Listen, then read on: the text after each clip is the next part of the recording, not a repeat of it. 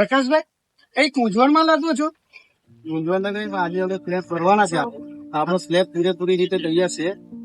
Okay Prakashbhai, આજે હું તમને જણાવીશ તમારો સ્લેબ તૈયાર છે કે નહીં, કઈ રીતે ચેક કરવો. બરાબર છે.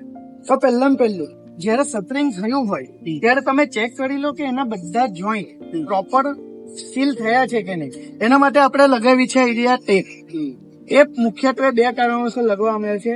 જો તમે આ ટેપ નહીં લગાવો તો બે પ્લેટની વચ્ચેના ગેપથી તમારો જે સિમેન્ટનો રસ્સો હોય છે તે નીચે પડી જાય.